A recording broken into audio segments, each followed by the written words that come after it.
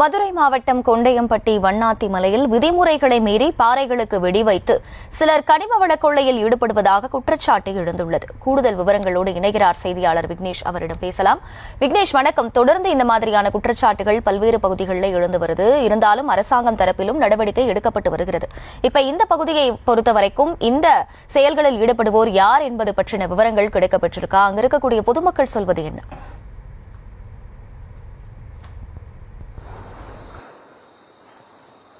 நிச்சயமாக, அதாவது அலங்காநல்லூர் ஊராட்சி ஒன்றியத்துக்கு உட்பட்ட கொண்டையம்பட்டி கிராமத்தில் அருகே இருக்கக்கூடிய வண்ணாத்தி கரடு மலையில் அனுமதியின்றி மலையை குடைந்து வெடி வைத்து பாறைகளை கொள்ளையடித்து கனிம வளங்கள் கொள்ளைகளில் ஈடுபட்டு வருகின்றனர். தொடர்ந்து திண்டுக்கல் வரை சிறுமலை தொடர்ச்சியாக உள்ளது. இங்கு மான்கள், காட்டு பன்றிகள், காட்டு மாடுகள், முயல்கள் போன்ற அரிய வகை உயிரினங்களும் இந்த மலைப்பகுதியில் இருப்பிடமாக இருந்து வருகின்ற நிலையில் தற்போது இரு மலைகளுக்கும் நடுவே தேசிய நெடுஞ்சாலைத்துறை சார்பில் வாடிப்பட்டி முதல் மேலூர் வரையிலான 4 வழிச்சாலையானது அமைக்கப்பட்டிருக்கிறது. இதன் அருகே உள்ள வண்ணாத்தி கரடு மலையில் அனுமதியின்றியும் சுற்றுச்சூழல் ஆவணங்கள் இன்றியும் அதிக அளவு குறிப்பிட்ட அளவிற்கு மீறி அதிகமாக மலையை குடைந்து வெடி வைத்தும் கனிம வள கொள்ளையில் ஈடுபட்டு வருகின்றனர்.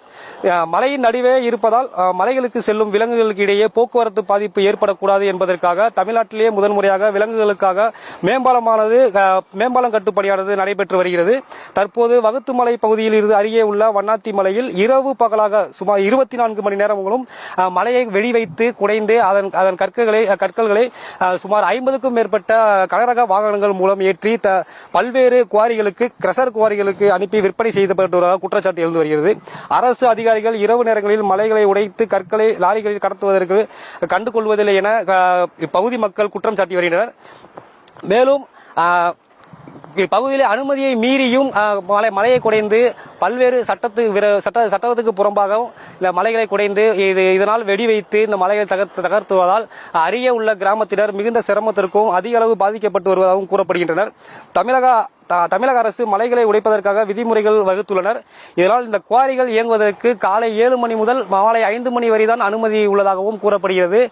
இருப்பினும் இரவு நேரங்களில் 24 மணி நேரமும் வெடிவைத்து குறிப்பாக இரவு நேரங்களில் வெடிவைத்து இந்த மலைகளை தகர்ப்பதால் அருகே உள்ள கிராம மக்கள் மிகுந்த சிரமத்திற்கு உள்ளாகி வருவதாக கூறப்படுகிறது. இதுபோன்ற விதிமீறல்களை உரிமையாளர்கள் மீது தமிழக அரசும் வனத்துறை மற்றும் பொதுப்பணித்துறையினர் நடவடிக்கை எடுக்க வேண்டும் என குற்றம் சாட்டி வருகின்றனர். அகிலா,